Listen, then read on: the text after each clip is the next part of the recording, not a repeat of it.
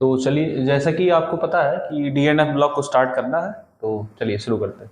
सबसे पहले तो D and F block elements जो है उसको दो पार्ट में डिवाइड किया गया है। फर्स्ट 50 पार्ट जो है डी ब्लॉक के बारे में पढ़ेंगे और 50 पार्ट हम लोग एफ ब्लॉक के बारे में पढ़ेंगे, ठीक है। तो सबसे पहले डी ब्लॉक, जैसे कि आपको यहाँ दिख रहा है कि डी ब्लॉक का मतलब क्या होता है, लास्ट इलेक्ट्रॉन जो होता है वो कहाँ जाता है, n-1d में। जैसे कि आप लोग देखेंगे कि कैसे हमारे पास सेल होता है, ठीक है।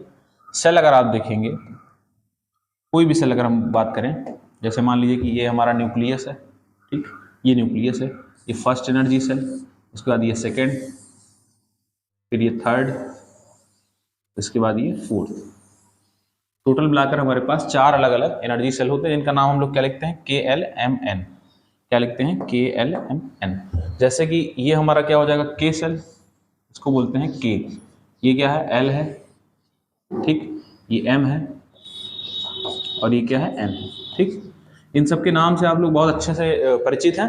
क्या नाम होता है इनका, जो सबसे बाहर वाली सेल होती है उसको हम लोग कहते हैं आउटर मोस्ट सेल, ठीक है। जो N है उसको हम लोग क्या कहते हैं, आउटर मोस्ट सेल। अगर इसको हम N मान लें तो ये हमारा क्या हो जाएगा, इसके अंदर वाला n-1 हो जाएगा, इसके अंदर वाला n-2 हो जाएगा, इसके अंदर वाला n-3 हो जाएगा। तो अगर इलेक्ट्रॉन कहाँ पे एंटर करता है, n-1 सेल पे, मतलब कि इसको बोलते हैं आउटर मोस्ट सेल। क्या बोलते हैं, outermost shell. Outermost shell, इसको बोलते हैं हम लोग outermost shell. Outermost shell के बाद जैसे कि आपको लिखा गया है क्या, when an electron, last electron enter in penultimate shell. कहाँ एंटर करता है, पेनल्टीमेट सेल में अगर इलेक्ट्रॉन एंटर करता है तो उसको हम लोग क्या कहते हैं, उसको हम लोग कहते हैं डी ब्लॉक एलिमेंट्स, ठीक। इसको आउटर मोस्ट सेल कहते हैं, इसको पेनल्टीमेट सेल कहते हैं। यहाँ पर ऊपर लिख दिया जा रहा है, इसको बोलेंगे outermost shell, outermost shell, ठीक है। इसके बाद ये सेकंड जो है इसको बोलेंगे penultimate shell, penultimate shell, penultimate shell. और उसके बाद जो तीसरे नंबर का होता है इसको बोलते हैं anti penultimate shell, anti penultimate shell,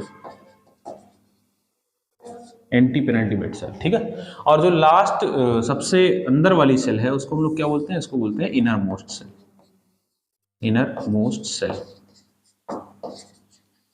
तो अगर कभी भी किसी भी एलिमेंट का जो सबसे आखिरी इलेक्ट्रॉन है अगर किस में एंटर करता है, n-1 में, तो उसको हम लोग क्या बोलते हैं, डी ब्लॉक एलिमेंट, ठीक। इसका जनरल इलेक्ट्रॉनिक कॉन्फ़िगरेशन क्या होता है, n-1d 1 to 10 और ns 0 to 2। मतलब कभी कभी जो है ns में 1 भी इलेक्ट्रॉन हो सकता है, 2 भी इलेक्ट्रॉन हो सकता है, ये डिपेंड करता है अलग अलग एलिमेंट्स के ऊपर, ठीक है। अब इसको हम लोग दूसरे तौर पर ट्रांजिशन एलिमेंट भी बोलते हैं। ट्रांजिशन एलिमेंट का मतलब क्या है, जैसे आप लोग डी ब्लॉक देखेंगे तो डी ब्लॉक कहाँ से स्टार्ट होता है, 3 से लेकर के कहाँ तक, 12 तक। थर्ड ग्रुप से लेकर के 12th ग्रुप तक हमारा डी ब्लॉक होता है, ठीक। अब 12th ग्रुप में अगर आप बात करेंगे तो क्या होता है, जिंक, कैडमियम और मरकरी, ये 3 होते हैं। और उसके पहले वाले ग्रुप तक क्या होता है, कॉपर, ठीक। स्कैंडियम से स्टार्ट होता है, कहाँ तक जाता है आपका, जिंक तक। और उसके बाद जो है ये पूरा, 2 फैक्टर है इसमें, क्या कि अगर ऐसे एलिमेंट जिनका डी ब्लॉक जो है वो क्या हो, इनकम्प्लीटली फिल्ड हो। क्या हो, इनकम्प्लीटली फिल्ड, मतलब पूरा का पूरा डी ब्लॉक जो उसका फिल नहीं होगा, पूरा पूरा डी ऑर्बिटल जो है फिल नहीं होगा। कब, ग्राउंड स्टेट में, इन ग्राउंड स्टेट और इन एनी ऑक्सीडेशन स्टेट, अगर उसका डी ब्लॉक या डी ऑर्बिटल जो है पूरा कंप्लीटली फिल्ड नहीं है तो उसको हम लोग बोलते हैं क्या, ट्रांजिशन एलिमेंट। लेकिन अगर जिंक की बात करें तो जिंक का एटॉमिक नंबर होता है 30। जिंक का एटॉमिक नंबर कितना होता है, 30, ठीक है। जिंक का एटॉमिक नंबर कितना होता है, 30। अगर जिंक की बात करेंगे तो इसका एटॉमिक नंबर है 30। अब जिंक का एटॉमिक नंबर अगर 30 होता है तो इसके रिगार्डिंग अगर हम देखेंगे इसका इलेक्ट्रॉनिक कॉन्फ़िगरेशन तो क्या आ जाएगा, 3d10 और 4s2, 3d10 और 4s2। तो जिसका डी ऑर्बिटल है पूरा का पूरा कंप्लीटली फिल्ड है। अगर डी ऑर्बिटल की बात करें तो ये क्या है, पूरा का पूरा कंप्लीटली फिल्ड है। 1 2 3 4, डी में 10 इलेक्ट्रॉन है तो 1 2 3 4 5 6 7 8 9 10। डी भी पूरा का पूरा फील्ड है और उसके साथ साथ एस भी पूरा का पूरा फील्ड है। तो जो हमने थियरी बताया क्या कि those element which have incompletely field D orbital, तो उसको हम लोग क्या कहेंगे, ट्रांजिशन एलिमेंट, ठीक। तो इसका मतलब जिंक, कैडमियम, मरकरी, यहाँ से लेकर के ये देख रहे हैं आप लोग, ये जिंक है, ये कैडमियम है और ये क्या है, मरकरी। ये तीनों ही एलिमेंट हमारे क्या होते हैं, ट्रांजिशन एलिमेंट नहीं होते, ठीक। क्यों, क्योंकि इन सब का डी ब्लॉक क्या है, कंप्लीटली फिल्ड है। ये भी 3d10 है, ये 4d10 है और ये क्या है 5d10 है। तीन ऐसे एलिमेंट हैं जिनको हम डी ब्लॉक एलिमेंट तो बोलते हैं, लेकिन ये ट्रांजिशन एलिमेंट कंसीडर नहीं होते। सबसे पहला पॉइंट यहाँ पर ये है कि जिंक, कैडमियम, मरकरी, जो आपसे क्वेश्चन पूछा जा सकता है, इसका n-1d जो है वो कंप्लीटली फिल्ड है। ठीक, क्या है? Completely filled. तो इसका मतलब जो डी ब्लॉक है वो कहां से कहां तक हो सकता है? 3 से लेकर के 12 तक, लेकिन ट्रांजिशन एलिमेंट क्या है? केवल 3 से लेकर के 11 तक ही रहेगा। कौन कौन सा ऐसा एलिमेंट है जो ट्रांजिशन मेटल में कंसीडर नहीं किया जाता? तो कौन सा है? Zinc, cadmium, mercury. यहां से आपका एक क्वेश्चन बनता है कि which element does not belong to the transition element. तो क्या आप लोग क्या कहेंगे? Zinc, cadmium, mercury does not belong in transition element series because its last shell is completely filled. तो लास्ट सेल, इसका लास्ट सेल भी फील्ड है कंप्लीटली। देख रहे हैं कि कहाँ गया? ये 4s2 और 3d10, और उसका पेनल्टीमेट सेल जो है वो भी पूरा का पूरा फिल्ड है। और डी ब्लॉक के जो हमारे पास सीरीज होती है, वेरियस सीरीज, तो पहली सीरीज को हम लोग बोलते हैं third series, 4d series, 5d series, 6d series. ठीक, 3 सीरीज होती है, ये 4th period, 5th period, 6th period, 7th period. इन दोनों पीरियड में लैंथेनाइट और एक्टिनाइट आ जाता है, जिसकी बात हम लोग आगे फर्दर करेंगे, जो कि यहाँ पे दिया गया क्या? लैंथेनम से लेकर के हमारा ल्यूटीशियम तक, ऑक्टेनियम से लेकर के ये पूरा आगे आप लोग को दिखेगा। ठीक, तो डी ब्लॉक एलिमेंट में ये सारे जो है एलिमेंट है, scandium, titanium, vanadium, chromium, manganese, iron, cobalt, निकल, कॉपर, जिंक। तो मेनली हमको जो है फर्स्ट सीरीज के पर ही फोकस रखना है इस चैप्टर में। डी एंड एफ ब्लॉक में जो डी ब्लॉक का जो मेन है वो क्या है? केवल फर्स्ट सीरीज है। इसके बाद बाकी अदर सीरीज है उसका भी प्रॉपर्टीज दिया गया है। अब इसके बाद जो मेटल हमारा होता है, तो मेटल की कुछ फिजिकल प्रॉपर्टीज है जिनके बारे में हमको जानना है। ठीक है, क्या जानना है? 1 by 1 इसको डिस्कस करते हैं। ठीक, सबसे पहले क्योंकि ये डी ब्लॉक है, डी ब्लॉक सारे के सारे मेटल है, तो मेटेलिक प्रॉपर्टी शो करेगा। Generally all D block show metallic property. ठीक है, क्योंकि मेटल है तो मेटेलिक प्रॉपर्टी शो करेगा ही।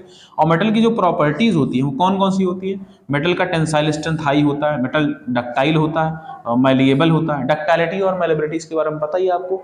डक्टाइलिटी का मतलब क्या है? मेटल को जो है थिन वायर्स में कन्वर्ट किया जा सकता है क्योंकि इसका टेंसाइल स्ट्रेंथ बहुत ज्यादा है। मैलिएबल का मतलब उसको पीट कर जो है थिन शीट्स में भी कन्वर्ट किया जा सकता है। ये हर एक मेटल शो करता है। Thermal and electrical conductivity, metal आपको पता ही है थर्मली और इलेक्ट्रिकली दोनों कंडक्टर होता है, गुड कंडक्टर होता है। और इसमें बहुत सारे ऐसे एलिमेंट है जिसका हम लोग बेस्ट कंडक्टर के तौर पर यूज करते हैं, क्या है? कॉपर, और दूसरा क्या है? सिल्वर। ठीक, इसके बारे में हम लोग आगे देखेंगे। अब नेक्स्ट इसके बाद जो है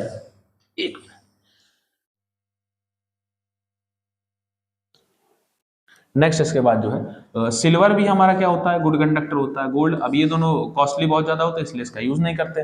तो मेनली वायर में हम लोग किसका यूज करते हैं? कॉपर में, क्योंकि ये क्या है? Good conductor. Good conductor, conductivity power इसकी क्या है? बहुत ज्यादा होती है। फिर उसके बाद मेटेलिक लस्टर, ज्यादा जाहिर सी बात है मेटल जो है लस्टर शो करेगा ही करेगा, और इसके लिए बहुत सारे फैक्टर अवेलेबल होते हैं। फिर हार्ड होता है, मेटल हार्ड होता है। वोलेटाइल, वोलेटाइल होगा नहीं। वोलेटाइल का मतलब समझते हैं ऐसा सब्सटेंस जो इजीली इवोपरेट होता है, तो मेटल तो इवोपरेट होने से रहा। इसके बाद except zinc, cadmium, mercury and manganese all है मेटेलिक लैटिस स्ट्रक्चर। लैटिस क्या है? आप लोगों को सॉलिड स्टेट चैप्टर तो मेरे ख्याल से रिमूव हो चुका है या रिमूव हो ही चुका है। तो कुछ कुछ एलिमेंट जो है या सारे एलिमेंट उसका एक परफेक्ट ज्योमेट्री होता है, जैसे कि आपको दिया गया hexagonal, close packed, body centred, cubic, ठीक है, और क्यूबिक क्लोज पैक्ड, ये सब अलग अलग स्ट्रक्चर होते हैं। तो सारे लगभग जो है मेटेलिक लैटिस फॉर्म में पाए जाते हैं, किसको छोड़ करके? Zinc, cadmium, mercury and manganese. ठीक, नेक्स्ट अब इसके बाद जो है आगे चलते हैं हम लोग। आगे क्या है कि किसी भी मेटल का जो ट्रांजिशन मेटल का मेल्टिंग पॉइंट और बॉइलिंग पॉइंट किस पे डिपेंड करता है, ये चीज हम लोग को जानना है। ठीक, तो मेल्टिंग पॉइंट और बॉइलिंग पॉइंट जो है जनरली डिपेंड करता है वैलेंस इलेक्ट्रॉन के ऊपर। जितने ज्यादा वैलेंस इलेक्ट्रॉन होंगे उतना ज्यादा उसका कंडक्टिविटी कह रहा है मेटेलिक पावर या मेल्टिंग पॉइंट जो है होगा। ठीक, जैसे कि लिखा गया क्या? मोर number of valence electron more strong bonding. जितना ज्यादा वैलेंस इलेक्ट्रॉन होगा उतना स्ट्रॉन्ग बॉन्डिंग होगा। और वैलेंस इलेक्ट्रॉन किस केस में जो है ज्यादा होता है? क्रोमियम, मोलिब्डेनम और टंगस्टन। ये कहां से आ गया? अगर क्रोमियम का एटॉमिक नंबर देखेंगे पीछे, जैसे कि स्लाइड में हमने देखा था, क्रोमियम कहां लिखा है? ये क्रोमियम लिखा है ये। तो इसमें अगर इलेक्ट्रॉन कितना है? 3d5। तो 3d5 अगर आप देखेंगे तो 3d5 में क्या होगा कि डी में 5 इलेक्ट्रॉन है। कितने हैं? 5, 1 2 3 4। ठीक, 1 2 3 4 5। डी में आपके पास 5 इलेक्ट्रॉन है, उसके साथ साथ 4s में भी कितने इलेक्ट्रॉन है? 1 इलेक्ट्रॉन। तो सारे अनपेयर्ड इलेक्ट्रॉन के पास 6 अनपेयर्ड इलेक्ट्रॉन है, 6 अनपेयर्ड इलेक्ट्रॉन है, 6 अनपेयर्ड इलेक्ट्रॉन। और अगर 6 अनपेयर्ड इलेक्ट्रॉन उसके पास होंगे तो सबसे ज्यादा कंडक्टिविटी तो यही शो करेगा। तो इसीलिए इस ग्रुप के सारे जो एलिमेंट हैं, सारे एलिमेंट, ठीक है, इस ग्रुप के सारे एलिमेंट क्रोमियम, मोलिब्डेनम और टंगस्टन है, इसके जो बॉइलिंग पॉइंट होता है या मेल्टिंग पॉइंट होगा ये बहुत ज्यादा होगा, क्योंकि बॉन्ड फॉर्मेशन में ये भी पार्टिसिपेट करेगा, ये भी पार्टिसिपेट करेगा, ये भी सारे पार्टिसिपेट करेंगे। और जब 5-5 इलेक्ट्रॉन बॉन्ड पर फॉर्मेशन में पार्टिसिपेट करेंगे तो बॉन्ड ज्यादा स्ट्रॉन्ग होगा, और ज्यादा स्ट्रॉन्ग होगा तो अपने आप स्टेबिलिटी बढ़ जाएगी, और स्टेबिलिटी बढ़ जाएगी तो हमारा मेल्टिंग पॉइंट अपने आप बढ़ जाएगा। तो इस कारण जो है हमारा क्या होता है कि मेल्टिंग पॉइंट या बॉइलिंग पॉइंट जो है इसका ज्यादा हो जाता है। ठीक, अब मैग्नीज और टेक्नीशियन, इसका जो बॉइलिंग पॉइंट है वो क्या लो है। क्यों? क्योंकि इसमें क्या होता है कि मैग्नीज में आपको हाफ फील्ड पी और डी ऑर्बिटल तो मिलता है, लेकिन उसके साथ साथ एक आगे half full filled S orbital मिल जाता है, तो पेयरिंग का कंसेप्ट शुरू हो जाता है, इसलिए इसका मेल्टिंग पॉइंट और बॉइलिंग पॉइंट लो हो जाता है। और सबसे कम किसका होगा? जिंक, कैडमियम, मरकरी, क्योंकि इसके पास एक भी अनपेयर्ड इलेक्ट्रॉन नहीं है। जैसे पीछे आपने देखा था क्या, जिंक, कैडमियम, मरकरी के पास एक भी आपको अनपेयर्ड इलेक्ट्रॉन नहीं मिलेगा। जब एक भी अनपेयर्ड इलेक्ट्रॉन नहीं मिलेगा तो अपने आप जो है इसका बॉइलिंग पॉइंट और मेल्टिंग पॉइंट क्या हो जाएगा? कम हो जाएगा। ठीक, नेक्स्ट अब देखते हैं कि एंथैल्पी ऑफ एटमाइजेशन, एटम को ब्रेक करना है। कोई भी अगर लैटिस फॉर्म में स्ट्रक्चर हमारा दिया गया, उसके पूरे के पूरे लैटिस को ब्रेक कर दीजिए सिंगल गैसियस एटम में, तो क्या है? The energy required to break all the bonds of lattice and then convert it into gaseous form, तो इसको क्या बोलते हैं? Enthalpy of atomization. तो ये कैसे डिपेंड करता है भाई? More valence electron, more strong bond, more enthalpy of atomization. जितना ज्यादा वैलेंस इलेक्ट्रॉन होगा उतना ज्यादा आपका एंथैल्पी ऑफ एटमाइजेशन रहेगा। ठीक, कुछ कुछ इसमें एक्सेप्शन दिया है, जिसको बोलते हैं वेनेडियम। वेनेडियम केस में जो है जो इसका क्या कहते हैं, एंथैल्पी ऑफ एटमाइजेशन ये बहुत ज्यादा है। तो इसी के रिगार्डिंग जो है एनसीईआरटी बुक में अगर आप देखेंगे आपको साइज का तो नॉर्मल कंपैरिजन है, लेकिन अचानक से इसमें साइज में वेरिएशन आ जाता है वेनेडियम में। एनसीईआरटी बुक में नहीं दिया, लेकिन फिर भी आगे फर्दर हायर स्टडीज में अगर आप देखेंगे तो वेनेडियम में बहुत सारे चेंजेस आते हैं। वो इंटरनल इसकी प्रॉपर्टी है, जो इसका लैटिस स्ट्रक्चर है। वेनेडियम को अगर पीछे देखेंगे तो वेनेडियम जो है कहाँ गया? बीसीसी, बॉडी सेंटर्ड क्यूबिक जब ये बनाता है वेनेडियम, ये देखिए ये लिखा बीसीसी, बॉडी सेंटर्ड क्यूबिक। तो बॉडी सेंटर्ड क्यूबिक जो है वो एक्सेप्शनली जो है बहुत ज्यादा स्ट्रांग हो जाता है, बहुत ज्यादा स्टेबल हो जाता है। इसलिए जो है अगर आप देखना चाहे तो बॉडी सेंटर्ड क्यूबिक बनता कैसे है, तो हम लोग बना सकते हैं, एक सिंपल क्यूब बना देना है और उसके अंदर कॉर्नर पे एटम रहेगा और उसके साथ साथ बॉडी के अंदर, तो ये जो है इसका स्ट्रक्चर बनता है। तो इसमें क्या है कि पैकिंग एफिशिएंसी मैक्सिमम होती है, और जो स्पेस होता है, एम्प्टी स्पेस, वो सबसे कम हो जाता है। इसलिए जो है वेनेडियम का क्या कहते हैं, एटॉमिक एंथैल्पी ऑफ एटमाइजेशन क्या होता है? बहुत ज्यादा हो जाता है। ठीक, अब मेन पॉइंट आता है इस चैप्टर का, जो क्वेश्चन जहां से आना है, एटॉमिक साइज। एटॉमिक साइज अगर आप देख रहे हैं क्या, स्कैंडियम, टाइटेनियम, वेनेडियम यहां से डिक्रीज कर रहा है, मैग्नीज तक डिक्रीज कर रहा है, उसके बाद आयरन, कोबाल्ट, निकल में इक्वल हो जा रहा है, और कॉपर, जिंक में फिर से बढ़ जा रहा है। इसका कारण क्या है? इसका कारण ही हमको समझना है। मेन चीज क्या है कि जैसे यहां पर लिखा गया है कि अगर ये मान लीजिए न्यूक्लियस है, क्या ये न्यूक्लियस है? ये एनर्जी सेल है, पहला, दूसरा, तीसरा और चौथा, टोटल मिलाकर के 4 एनर्जी सेल हमारे पास होने हैं।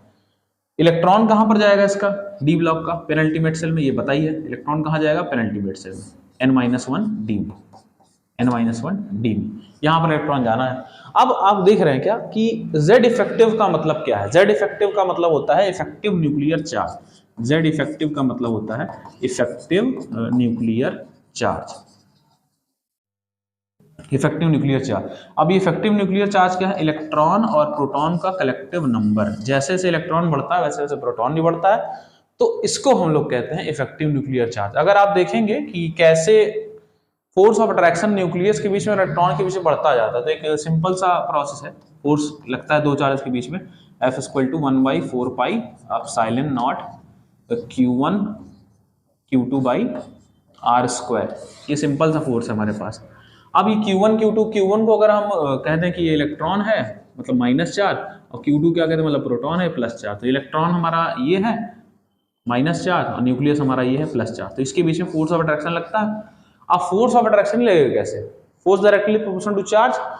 डिस्टेंस तो मायने नहीं रखती क्योंकि n-1d के लिए सबका सेम है, कंसेंट्रिक सर्किल है ही है। तो रेडियस तो सेम है, इसके ऊपर डिपेंड नहीं करेगा। डिपेंड किसके ऊपर करेगा? चार्ज के ऊपर।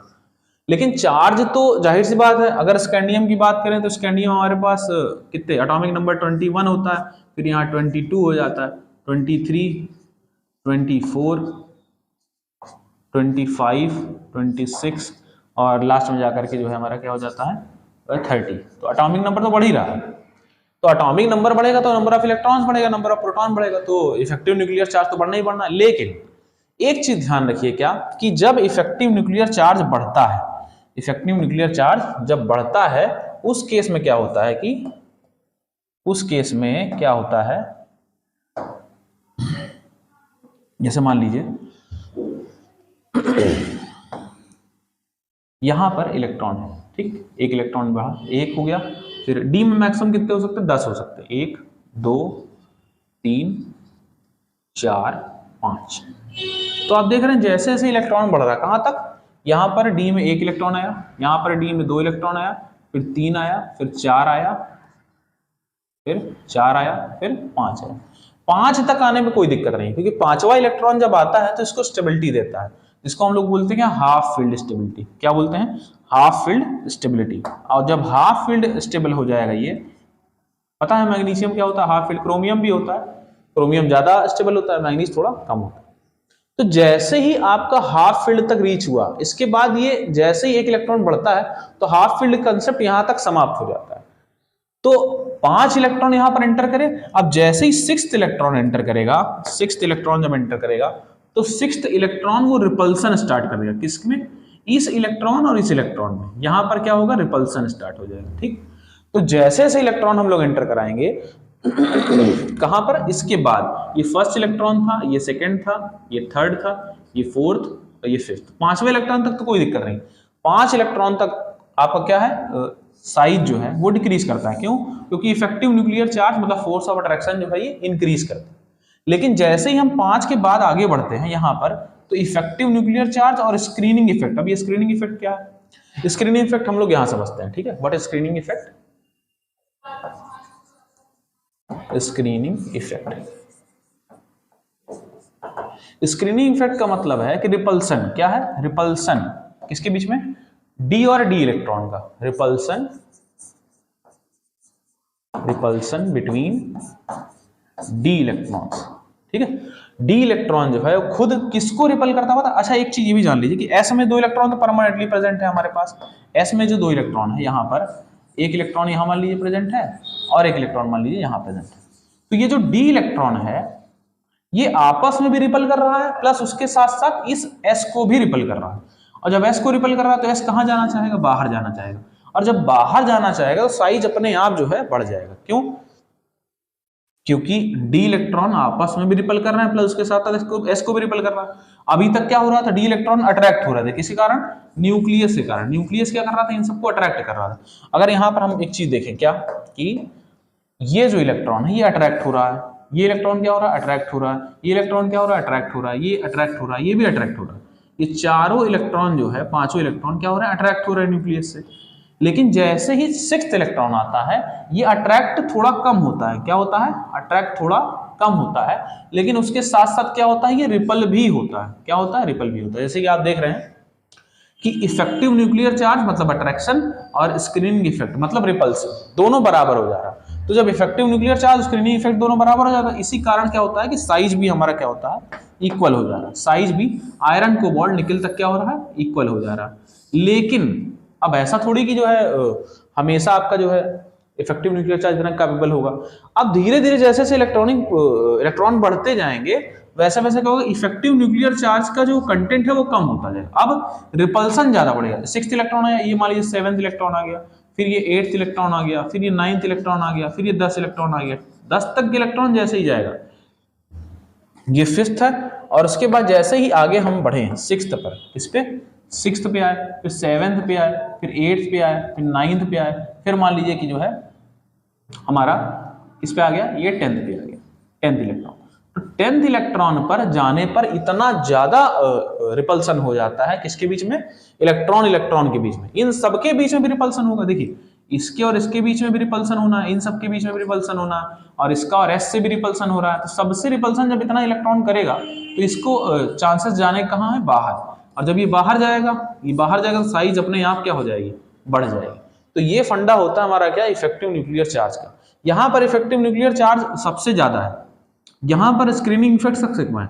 बीच में आने पर क्या होता है, इफेक्टिव न्यूक्लियर चार्ज और स्क्रीनिंग इफेक्ट दोनों बराबर हो जाता है, और सबसे किनारे जाने पर क्या होता है, कॉपर और जिंक में इफेक्टिव न्यूक्लियर चार्ज की वैल्यू एकदम कम हो जाती है, और जो स्क्रीनिंग इफेक्ट है वो सबसे ज्यादा हो जाता है। यही हम लोग को पढ़ना है क्या, कि कैसे लेफ्ट टू राइट जाने पे इसको हम लोग आराम समझ सकते हैं क्या, ये scandium, titanium, vanadium, chromium, manganese तक जो है साइज डिक्रीज करेगा, उसके बाद जो है आयरन, कोबाल्ट, निकल पर साइज इंक्रीज करेगा, तो दोनों का रिजल्टेंट क्या होता है, कांस्टेंट, सबका साइज इक्वल हो जाएगा। उसका कॉपर और जिंक में फिर से अचानक से बढ़ जाता है। ग्रुप में भी साइज चेंज होता है, जिसको हम लोग पढ़ेंगे आगे, लैंथेनाइट कॉन्ट्रैक्शन, शील्डिंग इफेक्ट के कारण। ठीक, दो इफेक्ट मेनली यहाँ पर इंपॉर्टेंट है क्या, लैंथेनाइट कॉन्ट्रैक्शन और स्क्रीनिंग और शील्डिंग इफेक्ट। मेरे ख्याल से ये बात क्लियर हो चुकी होगी। अब हम लोग आगे चलते हैं थोड़ा। ठीक, नेक्स्ट पॉइंट है आयनाइजेशन एंथैल्पी। अभी आयनाइजेशन एंथैल्पी जैसे देखते हैं, आयनाइजेशन एंथैल्पी होता क्या है, सबसे पहले तो इसके बारे में पता होना चाहिए। The amount of energy required to remove an electron from gaseous isolated atom, एक एटम में से जो कि गैसियस फॉर्म में है एक इलेक्ट्रॉन निकालना है, उसमें जितनी भी एनर्जी लगेगी उसको हम लोग क्या बोलते हैं, आयनाइजेशन एंथैल्पी बोलते हैं। ठीक, अब जैसे कि यहाँ पे दिख रहा है क्या, स्कैंडियम, टाइटेनियम, यहाँ पर ये चेंज हुआ क्या, यहाँ पर चेंज होगा, यहाँ पर चेंज होगा, यहाँ पर चेंज होगा। इसको हम लोग कहते हैं 267 रूल। 267 रूल चेंज होने का एक बहुत सिंपल सा तरीका है। तरीका ये है कि मेन वही पॉइंट है, आयनाइजेशन एंथैल्पी का मतलब ये है इलेक्ट्रॉन को रिमूव करना। अगर वो इलेक्ट्रॉन अट्रैक्टेड ज्यादा रहेगा तो उसको हम रिमूव नहीं कर सकते। ठीक है, क्योंकि वैनेडियम मैंने बताया था, वैनेडियम यहाँ पर देखिए मैक्सिमम इसका क्या है, बॉइलिंग पॉइंट, मतलब सबसे ज्यादा स्टेबल है, तो अचानक से यहाँ पर क्या होगा, वेरिएशन आ जाएगा। ठीक, सेम उसके बाद यहाँ पर जो वेरिएशन आता है आयरन, कोबाल्ट, निकल में, ये किसके कारण आता है, ये आता है साइज के कारण। किसके कारण आता है, साइज के कारण। दो एक्सेप्शन हम लोगों ने देखा था, एक तो साइज का यहाँ पर जो कि इक्वल आ जा रहा है, और दूसरा ये। तो पहला कारण ये हो गया और दूसरा कारण ये हो गया, जो कि क्या बताता है कि हाँ जो है हमारा आयनाइजेशन एंथैल्पी जो है कहाँ चेंज होगा। तो 267 रूल के अकॉर्डिंग इसको हम लोग देख सकते हैं। नेक्स्ट अगर आगे चले तो ionization enthalpy of zinc, cadmium, mercury highest है। भाई जाहिर सी बात है, जिंक, कैडमियम, मरकरी में ऐसा क्या चीज है कि इसका आयनाइजेशन एंथैल्पी सबसे ज्यादा है, तो बहुत क्लियरली पता चल जाएगा आपको। कैसे, देखिए जिंक, कैडमियम, मरकरी अगर बात करें तो जिंक का एटॉमिक नंबर होता है 30। ठीक, 30 है। इलेक्ट्रॉनिक कन्फिग्रेशन आ जाएगा 3d10 और 4s2। तो ये क्या है, फुल फील्ड है। क्या है, full field, S and D दोनों ही फुल फील्ड है। तो जब दोनों ही फुल फील्ड है तो क्या इलेक्ट्रॉन कभी निकल पाएगा इससे, निकलेगा नहीं। जब इलेक्ट्रॉन निकलेगा नहीं तो जाहिर सी बात है सबसे ज्यादा इसका हमारा आयनाइजेशन एंथैल्पी हो जाएगा। क्रोमियम और कॉपर का हाई है।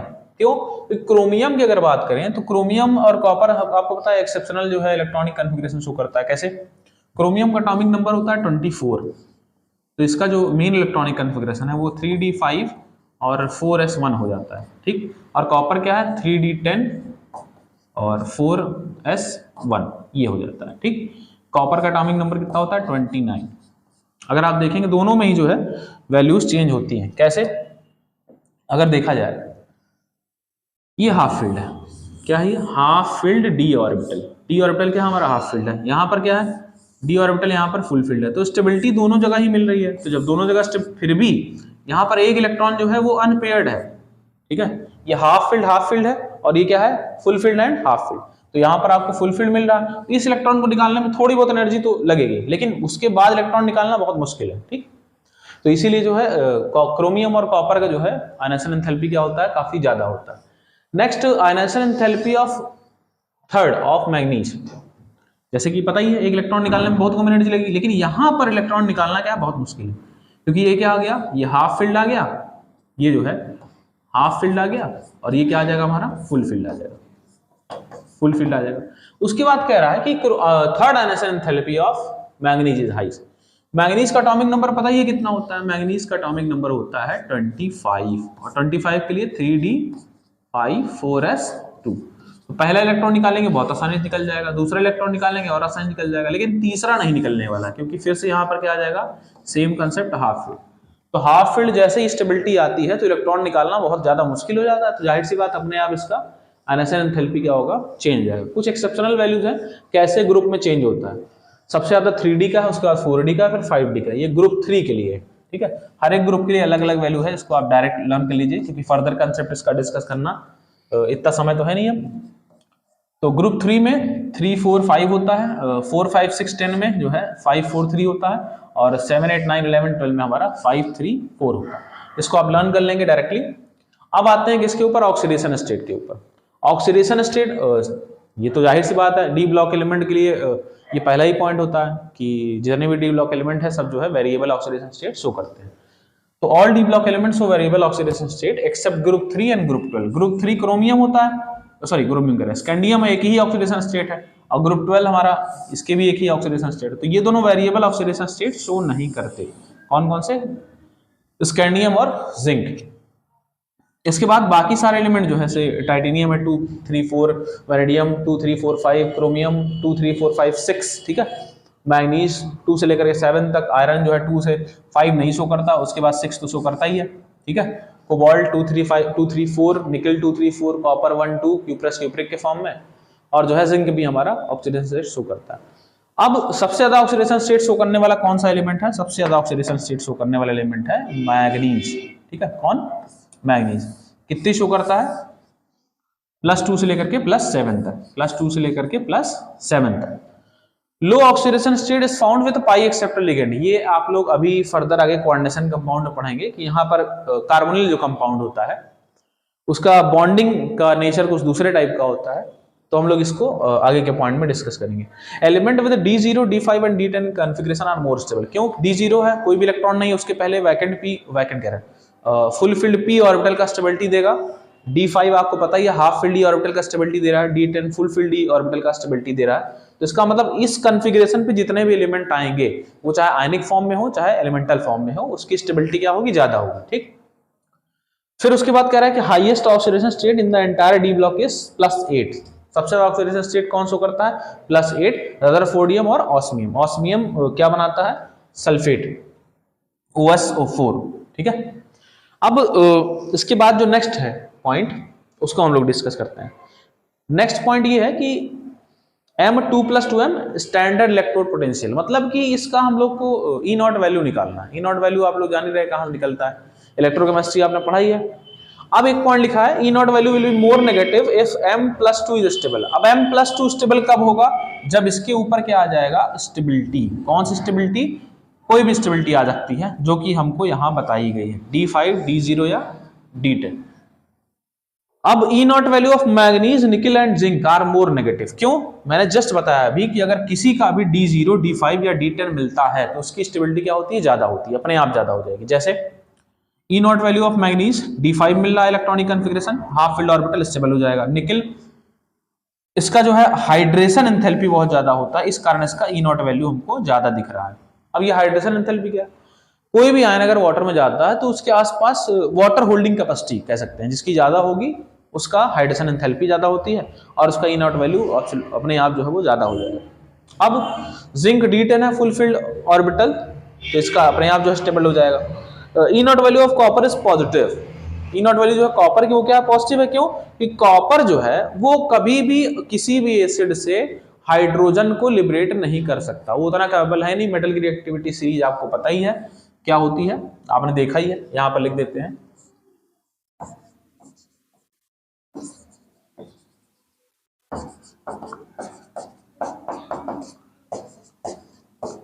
ठीक,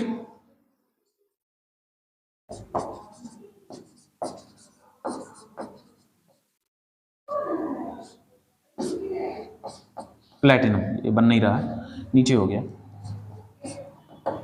ठीक। तो जाहिर सी बात है कॉपर यहां पर है, कॉपर यहां पर है और हाइड्रोजन यहां पर है, तो ये कैसे रिप्लेस करेगा? कभी रिप्लेस नहीं कर पाएगा। ये जो है हाइड्रोजन कभी भी कॉपर को रिप्लेस, या कॉपर कभी भी हाइड्रोजन को रिप्लेस नहीं कर सकता। जाहिर सी बात है, copper is less reactive as compare to the hydrogen because it is below to the hydrogen. उसके साथ साथ जो Cu है उसका हाइड्रेशन एंथैल्पी बहुत कम है। अभी आप लोग एक क्वेश्चन देखेंगे क्या कि प्लस Cu2 प्लस और Cu2 प्लस Cu प्लस में, मतलब क्यूप्रस और क्यूप्रिक में बहुत सारे डिफरेंसेस यहाँ क्रिएट होते हैं। कई बार क्वेश्चन पूछा है कि स्टेबिलिटी दोनों की चेंज होती है, ठीक है, क्यूप्रस क्यूप्रिक की स्टेबिलिटी जो है दोनों की चेंज होती जाती है, उसको हम लोग अभी आगे देखते हैं।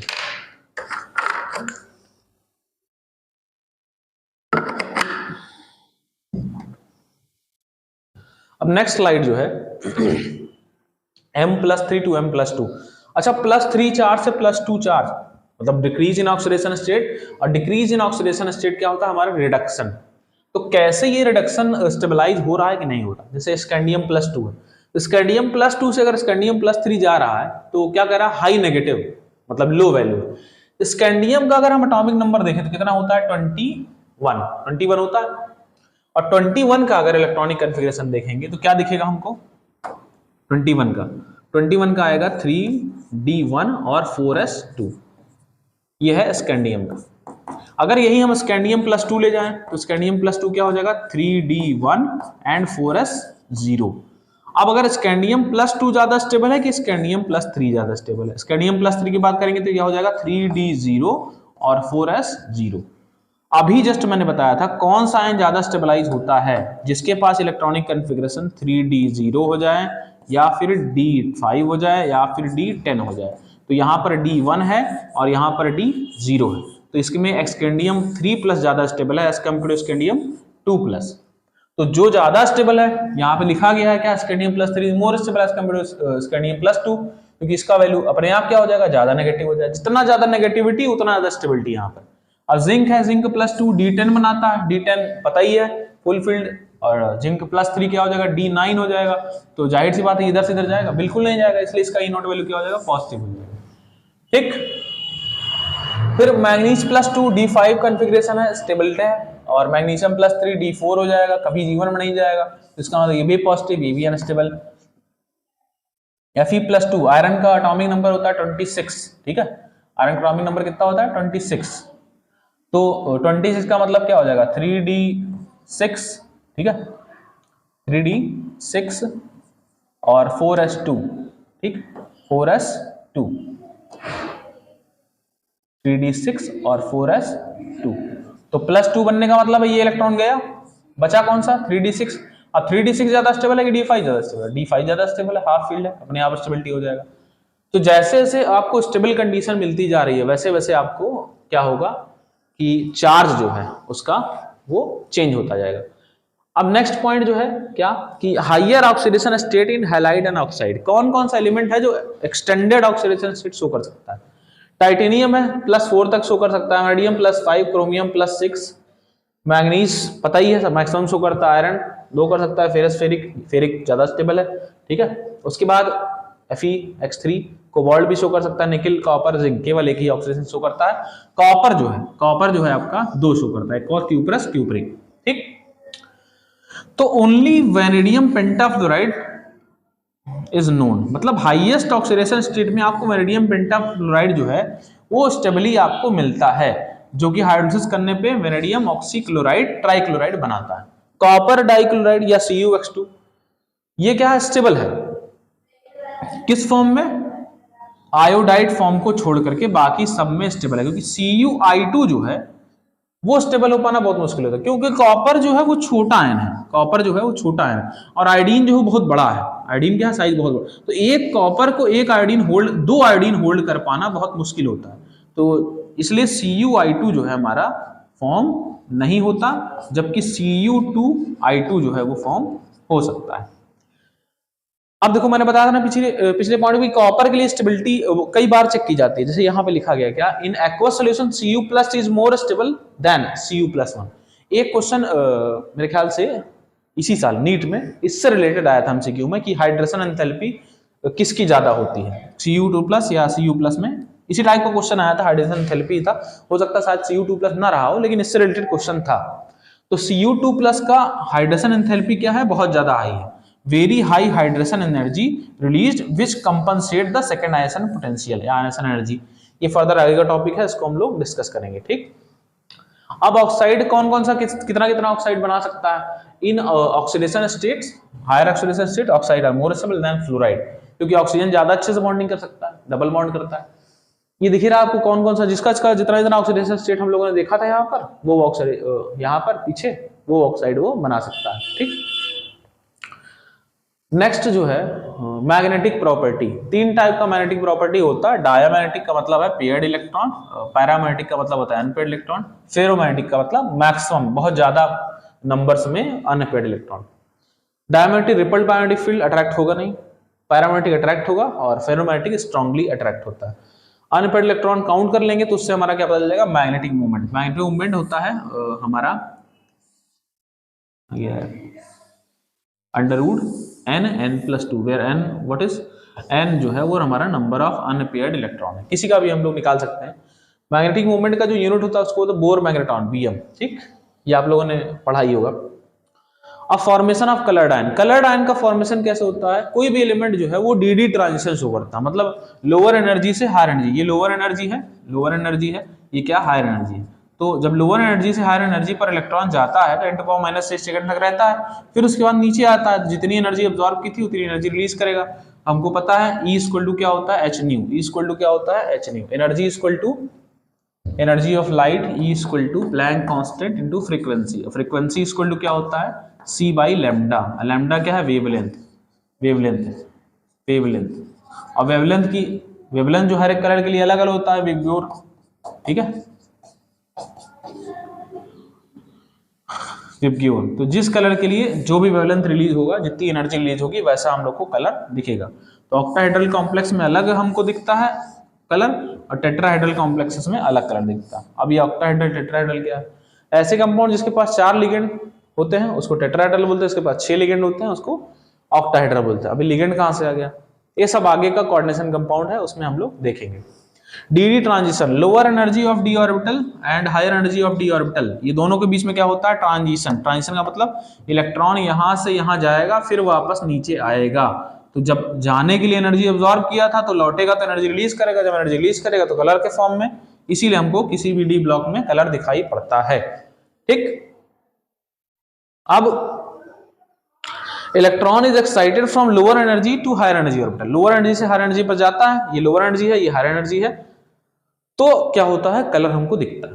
Next catalytic property. कैटलिस्ट बहुत सारे, जैसे कि आप लोग अभी रिडक्शन रिएक्शन देख रहे थे, हाइड्रोजनेशन, उसमें क्या होता था कि निकल, प्लेटिनम, पैलेडियम, ये सब कैटलिस्ट देते थे, सारे डी ब्लॉक एलिमेंट के ही होते हैं। तो मैक्सिमम जो कैटलिस्ट प्रेजेंट है वो डी ब्लॉक में ही है। तो it has a multiple oxidation states, so it will be shown क्या? Catalytic property. जितना ज्यादा वेरिएबल ऑक्सीडेशन स्टेट्स होगा उतना ज्यादा वो कैटालिटिक प्रॉपर्टी शो करेगा। वैनेडियम बताया था, वैनेडियम जो है आपका पीछे कहाँ गया? ये +2 +3 +4 वेरिएबल ऑक्सीडेशन स्टेट ज्यादा शो कर रहा है, तो इसका मतलब ये क्या है? कैटालिटिक प्रॉपर्टी शो करेगा। कॉन्टैक्ट प्रोसेस में वैनेडियम ऑक्साइड, वैनेडियम पेंटाऑक्साइड का यूज हम लोग करते हैं। ठीक है, हैबर प्रोसेस में finally divided iron molybdenum, iron catalyst होता है और मॉलिब्डेनम क्या होता है? प्रमोटर होता है। ये भी हम लोग यूज करते हैं। निकल का यूज करते हैं, बताया था, प्लेटिनम पैलेडियम निकल का कैटालिटिक हाइड्रोजनेशन में। Fe+3 आयोडाइड अगर मान लो इसका यूज करते हैं तो +2 में जाएगा, वगैरह वगैरह। चलिए, फॉर्मेशन ऑफ इंटरस्टिशियल कंपाउंड, ये बहुत इंपॉर्टेंट चीज है। खैर अभी इंपॉर्टेंट नहीं रहा क्योंकि हमारा जो सॉलिड स्टेट है वो हट चुका है। इंटरस्टिशियल का मतलब ये है कि एक पूरा का पूरा सॉलिड है, मान लीजिए एक पूरा का पूरा हमारे पास सॉलिड है जिसका कि स्ट्रक्चर जो है वो इस तरीके से है। क्या? मान लीजिए इस तरीके से स्ट्रक्चर बना हुआ है। ठीक, अब इसमें क्या करेंगे हम लोग? एक पोजीशन को हटा करके चेंज कर देंगे। जैसे मान लीजिए कि ये जो आपको दिख रहा है, क्या दिख रहा है? कि these are metal form lattice, void are created in the lattice, void। ये जो आप स्पेस देख रहे हैं ये वाला, इसको हम लोग क्या करें? इसको void कह दे रहे हैं। void का मतलब स्पेस। ये एटम है, ये क्या है? एटम है, ये सब एटम है, ये सब एटम है, लेकिन इसके जगह पर ये जो बीच में आ गया है ग्रे कलर का, ये क्या है? void। void का मतलब hole, vacant space, void void hole या फिर वैकेंट स्पेस, कुछ भी हो सकता है। तो जब ये वैकेंट स्पेस क्रिएट होता है तो उसके लिए एक्स्ट्रा इलेक्ट्रॉन को मूव करने का चांस मिलता है, एक्स्ट्रा इलेक्ट्रॉन को मूव करने का चांस मिलता है। तो जिससे क्या होता है कि प्रॉपर्टी उसकी चेंज हो जाती है, मतलब जो भी नॉर्मल प्रॉपर्टी उससे वो काफी ज्यादा हाई वैल्यू शो करता है। जैसे मेल्टिंग पॉइंट उसका हाई हो जाएगा, हार्ड बहुत ज्यादा हो जाएगा, केमिकली इनर्ट हो जाएगा, और मेटेलिक कंडक्टिविटी भी उसकी बढ़ जाएगी। तो ऐसे हम लोग बहुत सारे कंपाउंड बनाते हैं, जैसे small atoms like boron, hydrogen, carbon, nitrogen are accommodated in these empty spaces. मतलब हम लोग क्या करते हैं, इसमें इंप्योरिटीज ऐड करते हैं, डोपिंग जिसको बोलते हैं। आप लोग फिजिक्स में इसको, मॉडर्न फिजिक्स में पढ़ेंगे कि अगर कहीं पर स्पेस क्रिएट हो रहा है उसके जगह कोई छोटा एलिमेंट हम इसमें इंसर्ट करा देंगे। जैसे टाइटेनियम है, उसमें कार्बन इंसर्ट करा दिया, मैग्नीज में कार्बन करा दिया, आयरन में हाइड्रोजन करा दिया, वैनेडियम में आधा हाइड्रोजन करा दिया, टाइटेनियम में 1.7 हाइड्रोजन, फ्रैक्शन में भी ऐड करा सकते हैं। तो प्रॉपर्टीज की क्या होती है, बहुत ज्यादा इनहेंस हो जाती है।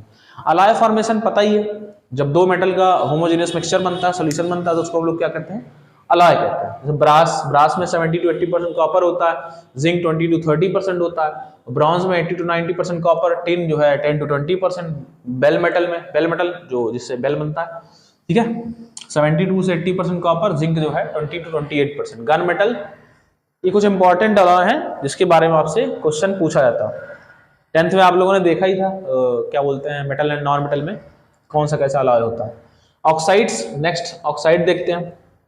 अब ये ऑक्साइड क्या है, सम इंपॉर्टेंट कंपाउंड और ट्रांजिशन एलिमेंट्स। ऑक्साइड, और ज्यादातर ऑक्साइड ही बनाता है। Oxides of D block element is low in low oxidation state are basic and in high oxidation state are acidic and intermediate oxidation state are amphoteric. इसको आपको याद रखना, इससे बहुत ज्यादा क्वेश्चन पूछा जाता है, ये इंपॉर्टेंट पार्ट है, ठीक, क्योंकि बताया जा रहा है लो ऑक्सीडेशन स्टेट आपका बेसिक है, हाई ऑक्सीडेशन स्टेट आपका एसिडिक है, और बीच वाला क्या है, एम्फोटेरिक है। जैसे वैनेडियम O3 V2O3, ये क्या है, वैनेडियम ट्राइऑक्साइड बेसिक है, V2S5 एम्फोटेरिक है, मीडियम ऑक्सीडेशन स्टेट वाला, ठीक। क्रोमियम ऑक्साइड बेसिक है, Cr2O3 एम्फोटेरिक है, और CrO3 क्या है, एसिडिक है। क्यों, CrO+2 है, ठीक है, यहाँ +3 है, और यहाँ क्या है, यहाँ पर कितना बताइए, ये +6 है। तो हाइयर ऑक्सीडेशन स्टेट वाला एसिडिक हो जाएगा, मीडियम वाला एम्फोटेरिक हो जाएगा, और लोअर वाला बेसिक हो जाएगा। सेम यहाँ पर भी दिखा रहा आपको, ठीक। इसके बाद कुछ इंपॉर्टेंट कंपाउंड है जो जिसके बारे में हम लोग को पढ़ना है। सबसे पहले है potassium dichromate. What is potassium dichromate, बहुत अच्छे जानते हैं। प्रिपरेशन कैसा, क्रोमाइट आयन क्या होता है, FeCr2O4। क्रोमाइट आयन को अगर हम धो डालो, मतलब मिक्स कर देना है वाटर के साथ, और उसमें क्या करना है, ऑक्सीजन पास कर देना है, ठीक। तो क्रोमाइट आयन प्लस धो डालो मतलब वॉशिंग सोडा Na2CO3 का यूज करेंगे, उसके साथ साथ ऑक्सीजन गैस में पास करेंगे, तो क्या बनाएगा, सोडियम क्रोमेट आयन। इसका प्रिपरेशन आता है एग्जाम में। क्रोमाइट और डिस्प्लेसमेंट रिएक्शन शो करेगा, इसको हटाएगा आयरन को, और सोडियम जाके अटैच हो जाएगा, तो क्या बनेगा, सोडियम क्रोमेट बना देगा, Fe2O3 + CO2। अब आप देख सकते हैं कि इसका ऑक्सीडेशन स्टेट भी चेंज हो रहा है, यहाँ पर +2 होता है, यहाँ +3 होता है, ठीक है, आयरन का। अब इसकी बात करें कि sodium chromate sulphuric acid react करेगा, तो जाहिर सी बात है, अब सोडियम ज्यादा रिएक्टिव है, इससे रिप्लेस होकर के इस पे चला जाएगा, तो क्या बनेगा, सोडियम डाइक्रोमेट बना देगा। सोडियम क्रोमेट से सोडियम डाइक्रोमेट बनाया, और सोडियम एक निकल कर कहां चला गया, सोडियम सल्फेट के फॉर्म में। अब सोडियम क्रोमेट को potassium chloride displacement, double displacement, तो पोटेशियम यहां चला जाएगा और सोडियम इधर चला जाएगा, तो क्या आपको मिलेगा, पोटेशियम डाइक्रोमेट। तो इस तरीके से पोटेशियम डाइक्रोमेट हमको मिल गया। तो ये तीन प्रोसेस के थ्रू हमारा क्या होता है कि पोटेशियम डाइक्रोमेट बनता है। इसके बाद स्ट्रक्चर, क्रोमेट आयन का स्ट्रक्चर CrO4 डबल माइनस होता है, और डाइक्रोमेट का इतना। अब अगर बात करें तो इस समय क्रोमियम का ऑक्सीडेशन स्टेट कितना है, वही 4+4, यहां पर कितना है, यहां पर वही 1 2 3 4, क्लियर हो जाएगा, ठीक, क्लियर। अब नेक्स्ट आगे चलते हैं। यहां पर क्या होगा, क्रोमेट आयन जो है वो डाइक्रोमेट इक्विलिब्रियम ये बनाता है। मेन देखो कलर जो है इसका वो चेंज होता है। जैसे क्रोमेट अगर आयन है तो उसका कलर क्या होगा, येलो, और अगर उसको एसिडिक मीडियम में ट्रांसफर करोगे तो वो डाइक्रोमेट बना देगा, ऑरेंज हो जाएगा। बेसिक मीडियम ट्रांसफर करोगे बैक चला जाएगा, येलो बना देगा। तो इसका मतलब क्रोमेट आयन से डाइक्रोमेट आयन में चेंज हो सकता है, किस कारण, एसिड और बेस को मिलाने पर, एसिडिक और बेसिक मीडियम को इंक्रीज करने पर। एसिडिक मीडियम इंक्रीज करेंगे ऑरेंज हो जाएगा, बेसिक मीडियम इंक्रीज करेंगे येलो हो जाएगा। अब ये जो क्रोमेट या डाइक्रोमेट आयन होता है स्ट्रॉन्ग ऑक्सीडाइजिंग एजेंट होता है, किसमें? एसिडिक मीडियम में। ठीक, क्रोमेट आपको दिख रहा है Cr2O7 डबल माइनस, इस समय इसका ऑक्सीडेशन कितना है? +6 है। कितना है? +6। अब +6 की अगर बात करें तो जैसे एसिडिक मीडियम लगाया किसमें कन्वर्ट हो गया? +3 में। क्या हो रहा है? ये रिडक्शन। तो इसका मतलब स्ट्रॉन्ग जिसका रिडक्शन होता है उसको हम लोग क्या कहते हैं? Oxidizing agent. तो इसका मतलब जो डाइक्रोमेट आयन है वो एसिडिक मीडियम में काफी ज्यादा क्या होता है? स्ट्रॉन्ग ऑक्सीडाइजिंग एजेंट के तौर पर बिहेव करता है। इस तरीके की रिएक्शन हम लोगों ने रेडॉक्स रिएक्शन क्लास 11 में कई बार बैलेंसिंग में देखी है। ठीक, तो क्रोमेट आयन जो है, सॉरी डाइक्रोमेट आयन जो है किसी को भी ऑक्सीडाइज कर सकता है। जैसे मान लीजिए कि so it is oxidise I-2I2 S2S2S SN2+2 stannous to stannic ferrous to ferric, ये कर सकता है। ये फेरस है Fe+2, अगर इसको मिलाया फेरिक कन्वर्ट हो जाएगा। सल्फर यहाँ -2 है, यहाँ 0 हो जाएगा। Increase in oxidation number stannous stannic में +2 से +4 में कन्वर्ट हो जाएगा। तो कन्वर्जन ये डाइक्रोमेट आयन का हम लोग इसीलिए करते हैं ताकि ये क्या करे? इजिली जो है एलिमेंट को ऑक्सीडाइज कर दे। ठीक, नेक्स्ट आगे चलते हैं। अब कह रहा है कि क्रोमिल क्लोराइड टेस्ट, ये क्लोराइड आयन के टेस्ट के लिए हम लोग करते हैं। ठीक है, तो इसको जो है ध्यान रखिएगा क्योंकि प्रैक्टिकल में बहुत ज्यादा इसका यूज है। आप लोगों ने प्रैक्टिकल किया भी है, कराया मैंने। तो मेटल क्लोराइड, कोई मेटल क्लोराइड है, क्लोराइड उसमें प्रेजेंट ही रहेगा Cl- फॉर्म में। ठीक है, उसमें क्या क्या हम लोग मिलाते हैं? कंसंट्रेटेड सल्फ्यूरिक एसिड और K2Cr2O7 पोटेशियम डाइक्रोमेट होता है, टेस्ट ट्यूब मिलाएंगे, उससे ब्राउन गैस निकलेगी। अब ब्राउन गैस को हम लोग क्या करते हैं? उसको पास करते हैं, किससे? विनेगर से, और एक और सोल्यूशन होता है। और जब उससे पास करते हैं तो वो क्या होता है? येलो कलर का प्रेसिपिटेट पूरा बना देता है। ठीक, तो उसमें हम लोगों ने देखा। और रेड फ्यूम या रेड वेपर जो है जनरेट होता है। ये पूरा का पूरा प्रैक्टिकल आप लोगों ने बहुत अच्छे से किया है। अब पोटेशियम परमैंगनेट, दूसरा पोटेशियम डाइक्रोमेट यहां पर कंप्लीट हो जाता है। नेक्स्ट जो है पोटेशियम परमैंगनेट। पोटेशियम परमैंगनेट इसका भी यूज किया टाइट्रेशन में, पिंक कलर का होता है। ठीक, अब प्रिपरेशन कैसा है? एक हमारे पास और है क्या? पायरोल्यूसाइट और MnO2 मैंगनीज डाइऑक्साइड। MnO2 अगर हम रिएक्शन करा दें पोटेशियम हाइड्रोक्साइड साथ और ऑक्सीजन गैस पास करें तो K2MnO4 बनेगा। K2MnO4 ग्रीन कलर का होता है क्योंकि ये क्या है? मैग्नेट आयन है, पर मैग्नेट नहीं है। लेकिन अगर इसको हम एसिडिक मीडियम में रखेंगे तो ग्रीन से किसमें हो जाएगा? पर्पल कलर में, मतलब मैग्नेट से पर मैग्नेट में कन्वर्ट होगा। ठीक, कॉमर्शियल प्रिपरेशन, मैंगनीज ऑक्साइड को फ्यूज्ड विद पोटेशियम हाइड्रोक्साइड और या फिर एयर के साथ डायरेक्टली करा दीजिए तो बन जाएगा। फिर उसको जो है इलेक्ट्रिकल ऑक्सीडेशन करा दीजिए, फिर वो मैग्नेट में चला जाएगा। लेबोरेटरी प्रिपरेशन H2S2O8 इसके साथ रिएक्शन करा दीजिए, सल्फ्यूरिक एसिड का 2 मिक्सचर होता है तो MnO4 बन जाएगा। 2 का स्ट्रक्चर होता है, बताया था, एक MnO4 माइनस और एक MnO4 डबल माइनस। एक पर मैग्नेट आयन है और एक क्या है? Manganate ion. तो कलर क्या है? एक का पर्पल है, डायमैग्नेटिक है क्योंकि ग्रीन है, पैरामैग्नेटिक। अब मेन बात तो ये आई, अभी हमने पीछे ये देखा था कि डायमैग्नेटिक सब्सटेंस जो होता है वो कलरलेस होता है। पीछे नहीं देखा था, बहुत पहले पता ये बात कि पैरामैग्नेटिक सब्सटेंस ही कलर्ड होते हैं और डायमैग्नेटिक सब्सटेंस जो है वो क्या है? कलरलेस होते हैं। तो ये कैसे जो है पर्पल कलर शो कर रहा है? तो इसके लिए हम लोग को जानना पड़ेगा क्या? असल में ये बनाएगा कोऑर्डिनेशन कंपाउंड, और जब कोऑर्डिनेशन कंपाउंड बनाता है तो वहां पर हम लोग को पढ़ना होता है क्रिस्टल फील्ड थ्योरी, और वहां का जब डी ट्रांजिशन समझेंगे तब हमको अपने आप क्लियर हो जाएगा कैसे इवन डायमैग्नेटिक होने के बावजूद सब्सटेंसेस जो है कलर शो करते हैं। और कुछ ऐसे भी सब्सटेंस होते हैं जो पैरामैग्नेटिक होने के बावजूद भी कलर नहीं शो करते, जैसे ऑक्सीजन पैरामैग्नेटिक होता है, 2 अनपेयर्ड इलेक्ट्रॉन होता है उसका, ठीक है, तो वो भी जो है कलर नहीं शो करता। अब मैग्नेट आयन जो है ग्रीन कलर का होता है, ये तो बात कर ही चुके हैं। प्रॉपर्टीज क्या है? पर्पल कलर का है, इसको हीट कर दीजिए, K2MnO4 बदल जाएगा। ठीक है, फिर उसके बाद इसकी प्रॉपर्टीज क्या क्या है? Potassium permanganate in acidic medium oxidized to Mn+7 to Mn+2।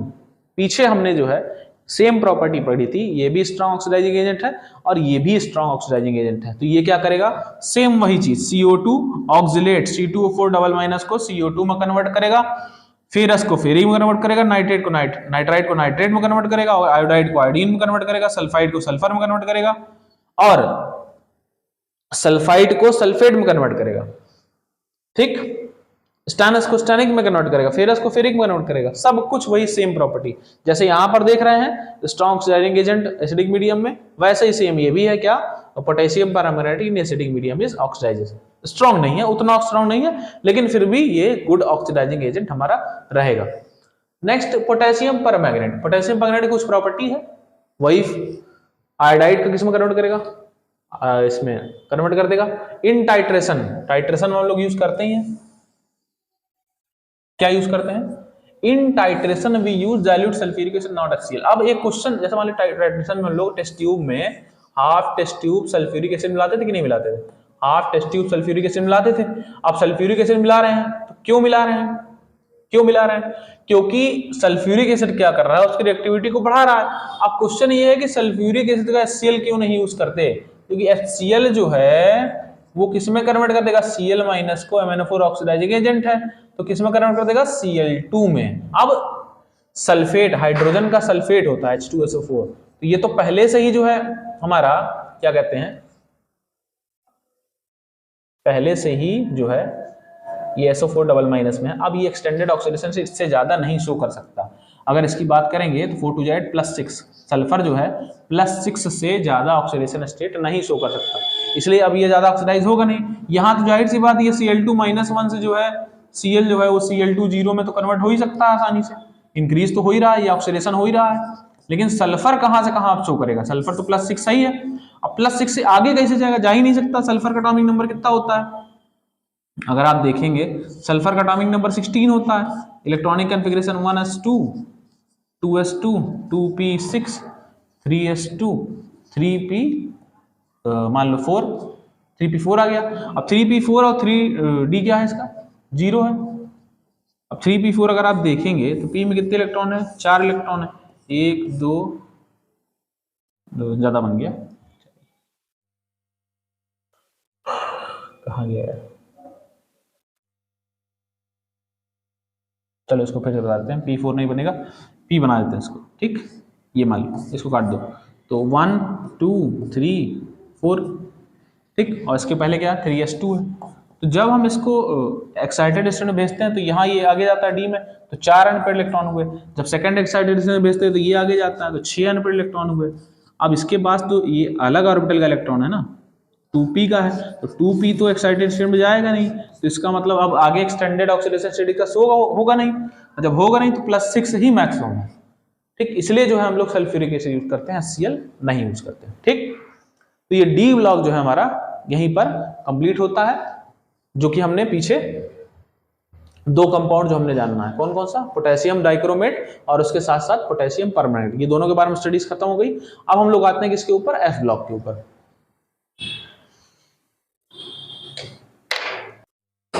चलिए, तो पीछे का हमने पढ़ ही लिया है, क्या? परमैंगनेट और पोटेशियम डाइक्रोमेट दोनों पढ़ लिया। अब नेक्स्ट जो है 50% दूसरा पार्ट है, क्या? F block.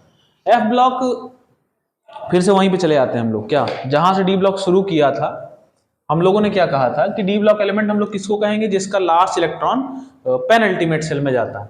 अब F ब्लॉक इलेक्ट्रॉन किसको कहेंगे? जिसका लास्ट इलेक्ट्रॉन कहाँ जाएगा? एंटी पेनल्टीमेट सेल में।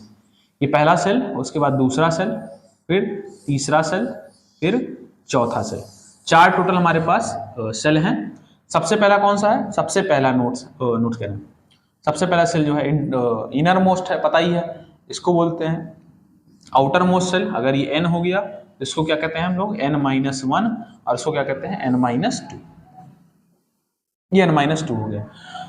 जिसका नाम हम लोगों ने बोला था आउटर मोस्ट सेल, ये पेनल्टीमेट सेल, और उसको क्या बोलेंगे? Anti penultimate shell. तो सीधे से लिखा क्या कि अगर लास्ट इलेक्ट्रॉन कहाँ जाता है? लास्ट इलेक्ट्रॉन किसमें जाता है? n-2f ऑर्बिटल में, जिसको हम नाम क्या दे रहे हैं? एंटी पेनल्टीमेट सेल, ठीक है। तो उसको हम लोग क्या कहते हैं? F block element. अगर लास्ट इलेक्ट्रॉन कहाँ जाता है?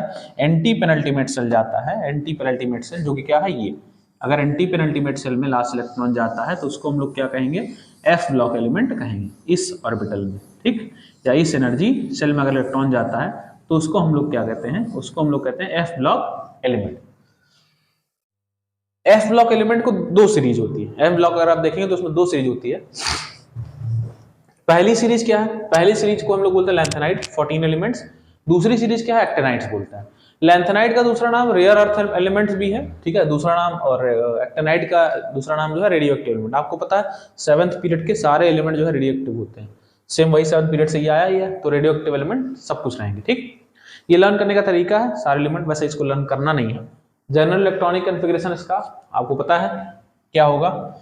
ये दिया गया 4f 1 to 14 और 5d जो है हमारा 1 या 0 हो सकता है, और 6s2। ये इसका जनरल इलेक्ट्रॉनिक कॉन्फ़िगरेशन है।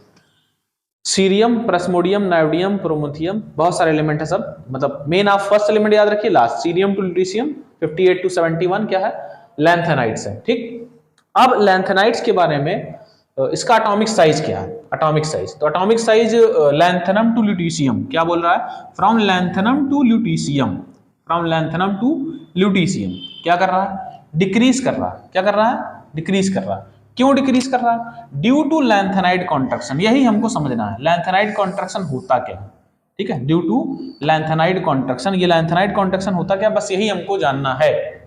ठीक, जैसे हमने पीछे शील्डिंग इफेक्ट या स्क्रीनिंग इफेक्ट देखा था, वैसे एफ ब्लॉक में हम लोग को क्या देखना है, लैंथेनाइड कॉन्ट्रैक्शन।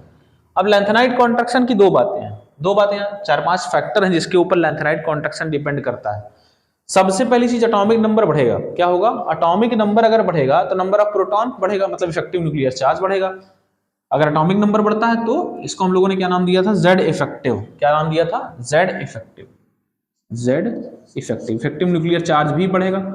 उसके बाद electron are added into the 4f orbital, पता ही है पेनल्टीमेट से एंटी पेनल्टीमेट से इलेक्ट्रॉन ऐड होता है। अब 4f इलेक्ट्रॉन है कहां पर, 4f ऑर्बिटल है कहां पर, अगर हम इसको न्यूक्लियस माने, ये फर्स्ट है एनर्जी सेल, ये सेकंड एनर्जी सेल, ये थर्ड एनर्जी सेल और ये फोर्थ एनर्जी सेल। तो इलेक्ट्रॉन एंटर कहां कर रहा है, थर्ड वाले में, कहां एंटर कर रहा है, थर्ड वाले में, इस जगह पर। तो अगर इस जगह पर इलेक्ट्रॉन एंटर कर रहा है तो ये क्या है, अब ये कह रहा है पुअर शील्डिंग, पुअर शील्डिंग का मतलब ये है कि ये स्क्रीनिंग या शील्डिंग नहीं शो कर पा रहा।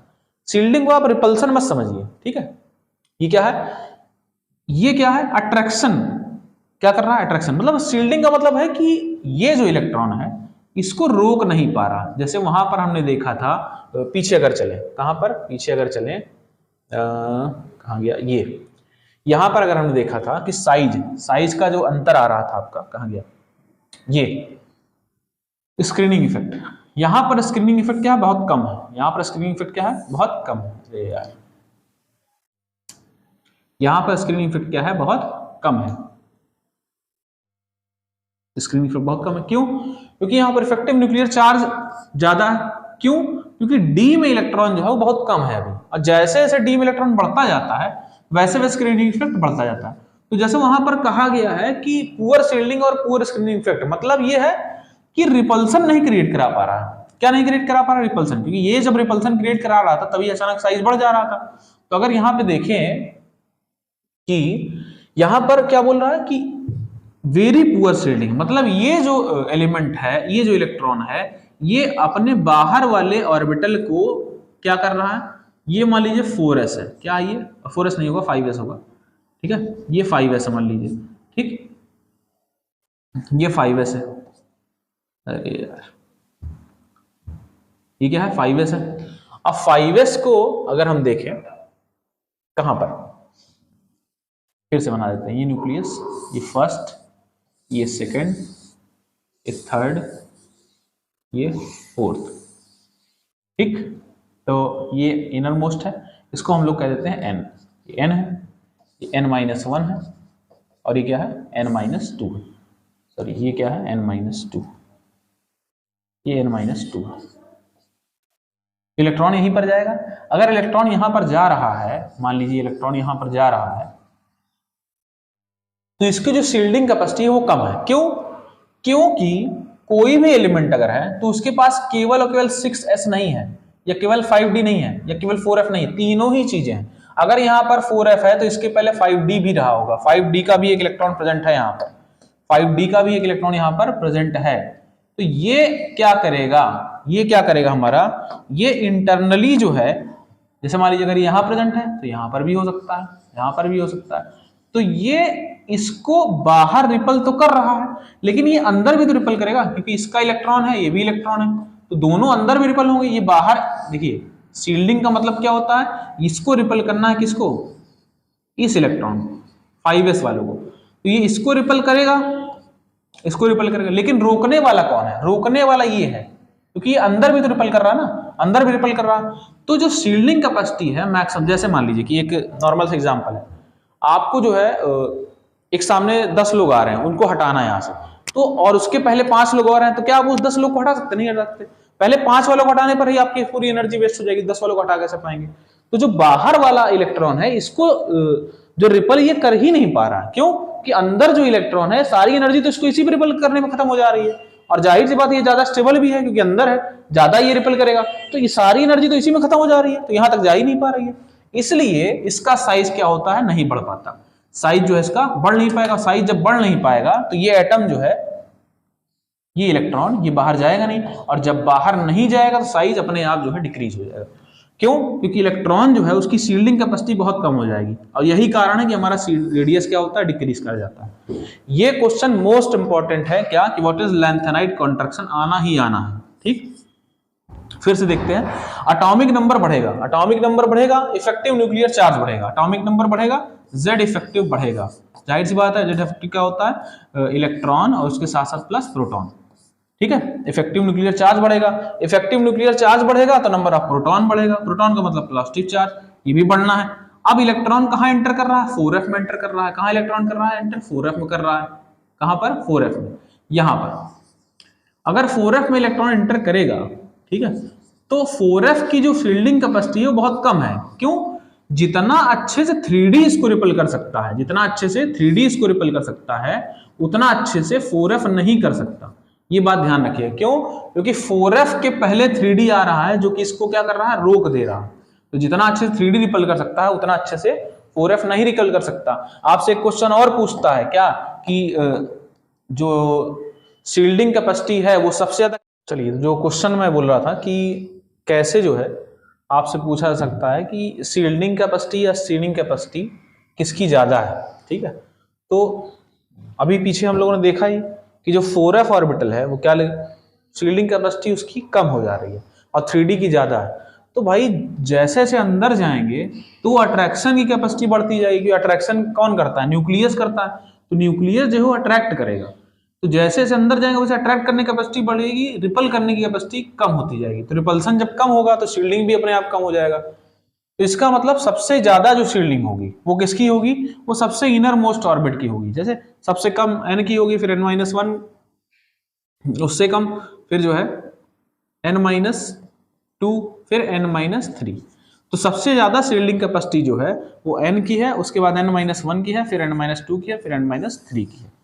जैसे अगर SPDF के भी कंपैरिजन कर सकते हैं, SPDF, तो सबसे ज्यादा कैपेसिटी किसकी होगी, शील्डिंग कैपेसिटी इसकी होगी S की, फिर की P, या इसको रहने ही दीजिए। मेन हमारा क्या है, शील्डिंग कैपेसिटी किसकी, n-1 ऑर्बिटल की, KLMN की। ठीक है, KLMN, तो सबसे ज्यादा शील्डिंग स्क्रीन किसका होगा, K का, फिर L का, फिर M का, फिर N।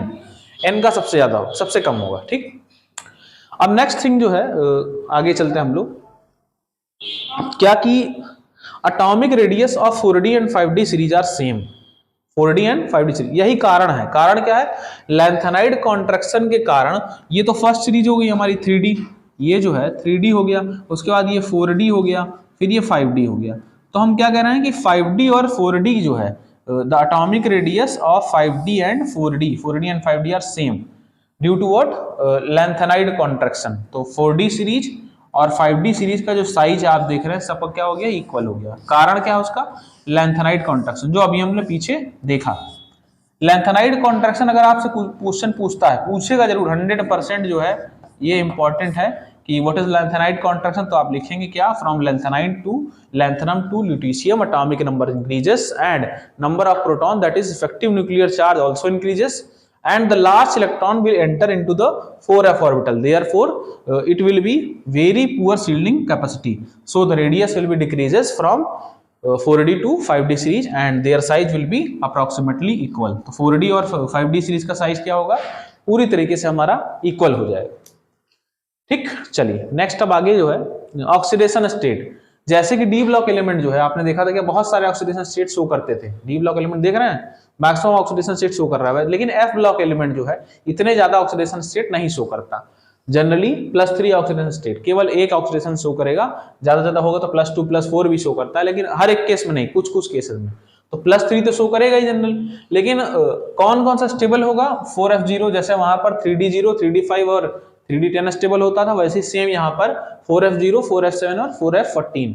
ये 4f0 तो नॉर्मल इलेक्ट्रॉनिक कॉन्फ़िगरेशन टेबल कर देगा, ये हाफ फील्ड हो जाएगा और ये फुल फील्ड हो जाएगा। ठीक, सीरियम +4 4f0 है।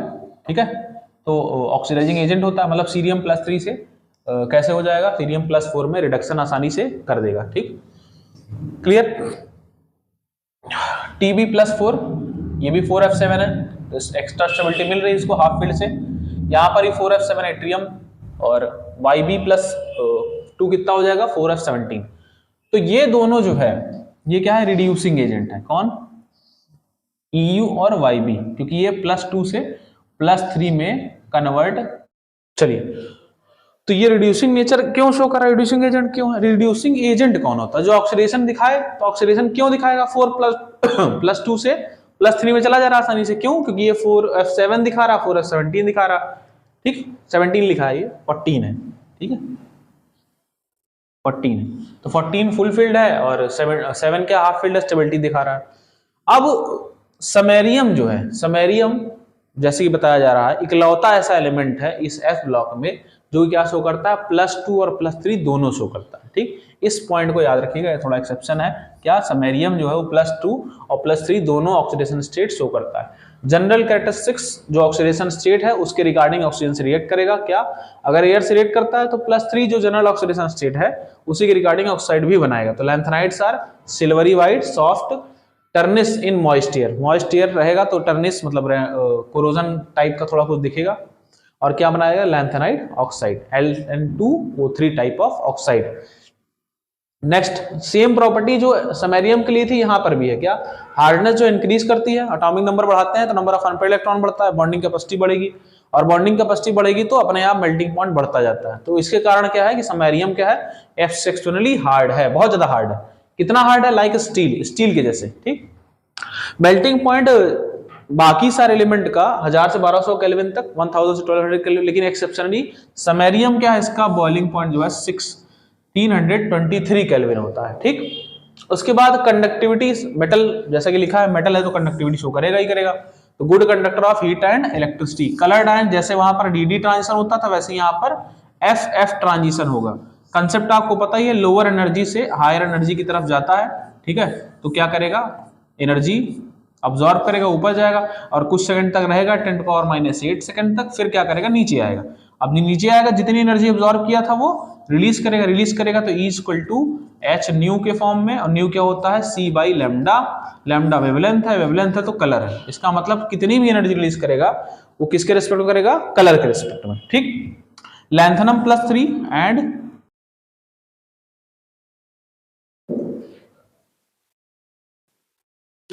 चलिए देखिए, तो कलर्ड आयन फॉर्मेशन होना ही होना। तो लैंथेनम +3 और ल्यूटीशियम +3 ये क्या है, कलरलेस है due to 4f0 and 4f14। जैसे कि पीछे हम देखेंगे, पीछे क्या देखना है, डायरेक्ट यहीं पे देखते हैं। लैंथेनम 4f14 है तो f में अगर कोई भी इलेक्ट्रॉन नहीं है, कोई भी इलेक्ट्रॉन नहीं है, 1 2 3 4 5 6 कोई इलेक्ट्रॉन है ही नहीं तो ट्रांजिशन होगा नहीं। 4f14 है, कंप्लीटली फील्ड है तो भी कोई ट्रांजिशन नहीं होगा। 1 2 3 4 5 6 अगर पूरा का पूरा इलेक्ट्रॉन फील्ड है तो भी ट्रांजिशन हमको देखने को नहीं मिलेगा। ठीक,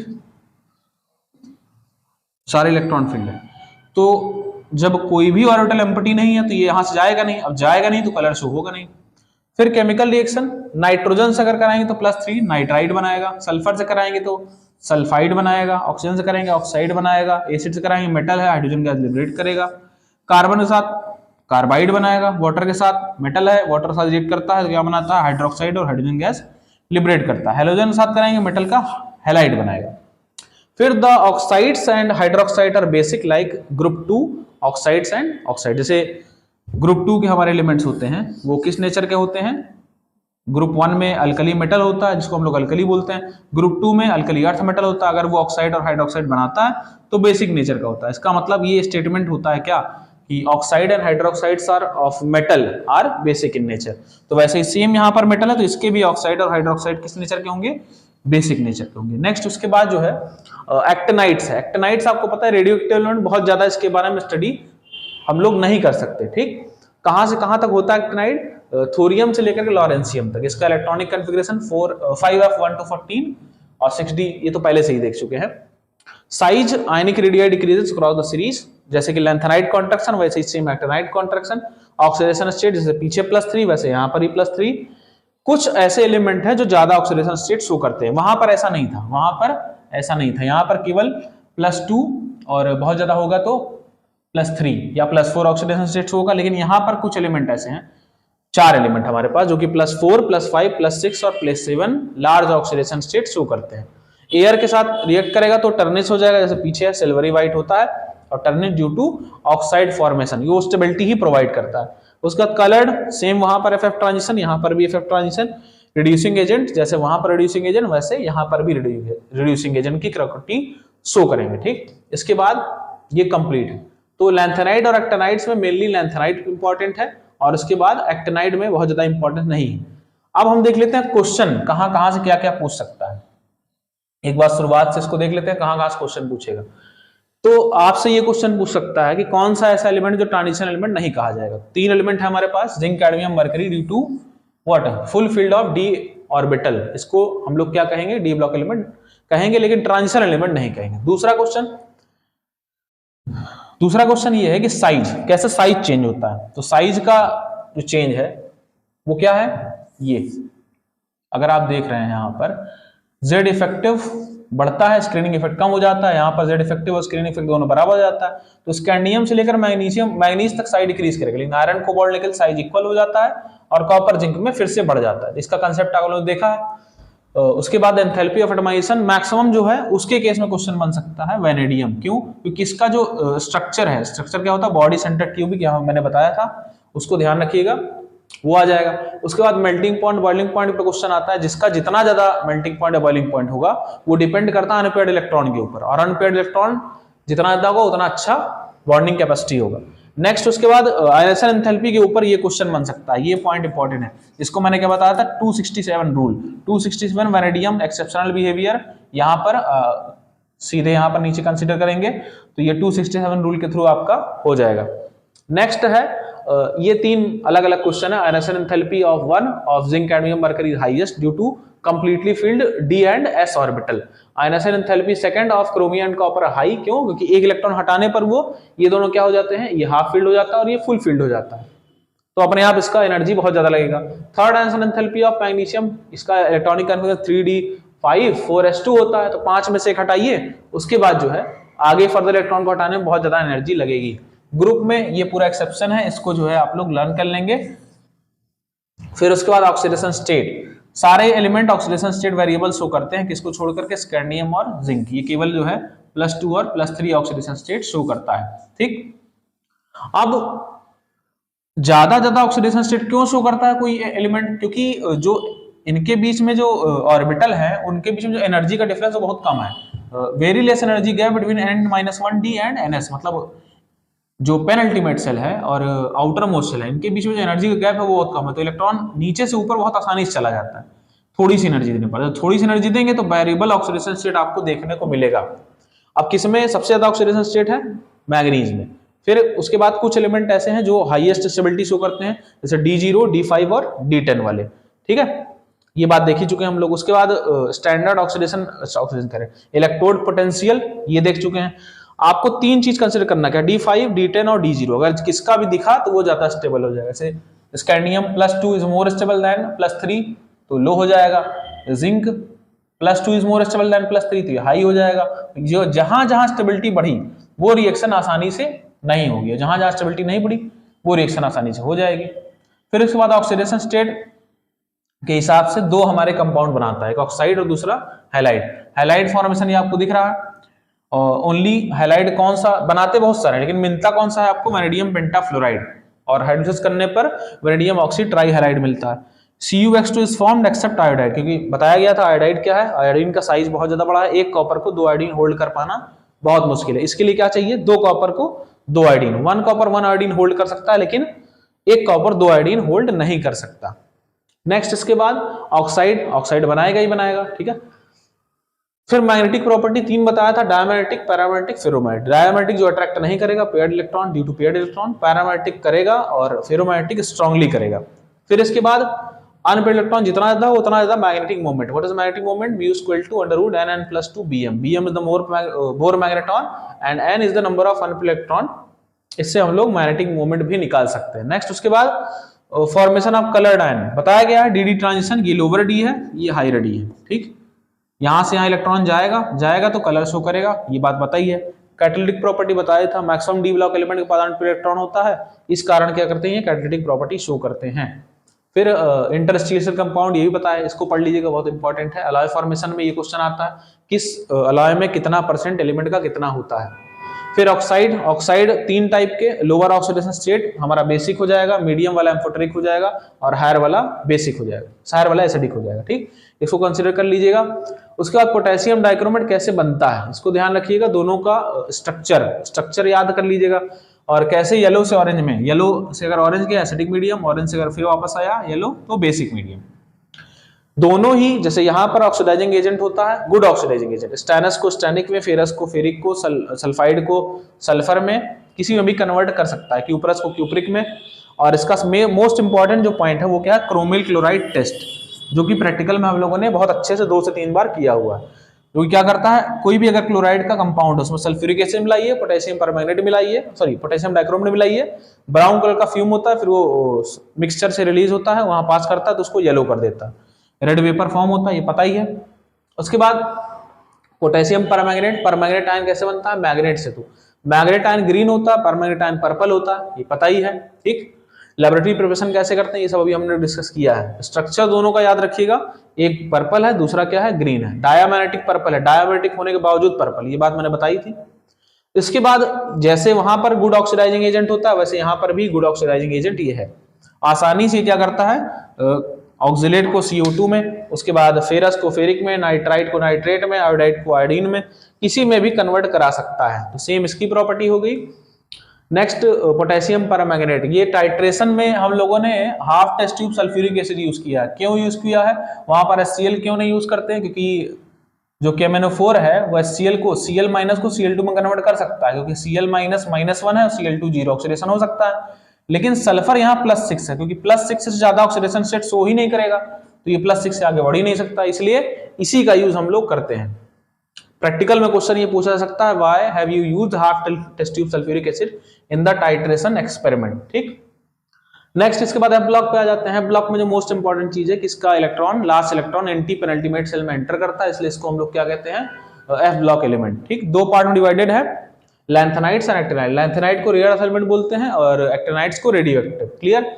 उसके बाद जो है एटॉमिक साइज कैसे डिक्रीज होता है, इसका कंसेप्ट है लैंथेनाइट कॉन्ट्रैक्शन। इसका कारण क्या है, एटॉमिक नंबर बढ़ेगा, इफेक्टिव न्यूक्लियर चार्ज बढ़ेगा, और इलेक्ट्रॉन कहाँ एंटर करता है, 4f में। और 4f की जो शील्डिंग कैपेसिटी है, रिपल्सन कैपेसिटी है बाहर की तरफ, वो क्या होती है, बहुत कम होती है। और जब कम होती है तो साइज अपने आप क्या होगा, डिक्रीज कर जाएगा। साइज डिक्रीज कर जाएगा तो 3D के नीचे जो 4D है, 4D और 5D की साइज क्या हो जाएगी, लगभग इक्वल हो जाएगी। ये कंसेप्ट आपसे कई बार पूछा गया है। उसके बाद कुछ एलिमेंट जो है जिसका इलेक्ट्रॉनिक कॉन्फ़िगरेशन हाफ फील्ड और फुल फील्ड शो होता है, वो रिड्यूसिंग नेचर शो करता है, ठीक है। जैसे मान लीजिए यहाँ पर 4f7 और 4f14 जो है रिड्यूसिंग नेचर शो कर रहा है, और 4f0 वाला ऑक्सीडाइजिंग एजेंट शो कर रहा है। फिर general characteristic reaction with air के साथ कराएंगे रिएक्शन, तो नॉर्मल ऑक्साइड बनेगा। एक हमारे पास ऐसा एलिमेंट है समैरियम, जो कि क्या है, एटॉमिक नंबर बढ़ाते बढ़ाते अनपेयर्ड नंबर ऑफ इलेक्ट्रॉन बढ़ेंगे, तो इसका जो हार्डनेस है वो सब बहुत ज्यादा है। Samarium is exceptionally hard like steel के जैसा है। पता ही है मेल्टिंग पॉइंट सबका 1000 से 1200 केल्विन हो जाएगा, समैरियम का 1600 से 1623 केल्विन, ठीक। कंडक्टिविटी मेटालिक शो हो गई, कलर्ड इफेक्ट ट्रांजिशन शो हो गई, ये वेरियस कंपाउंड एलिमेंट्स के साथ रिएक्शन है, ये भी होगा।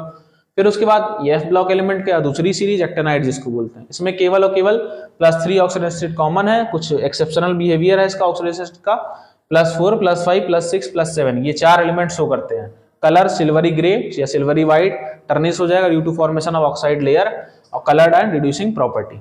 इतना हमारा कंप्लीट हो चुका है, ठीक। तो ये D एंड F ब्लॉक का ये जितना भी मटेरियल है इसको आप पढ़िए, और अगर कहीं पर भी इसमें डाउट होता है तो अगले क्लास में मैं डिस्कस करूंगा, ठीक है। Thank you.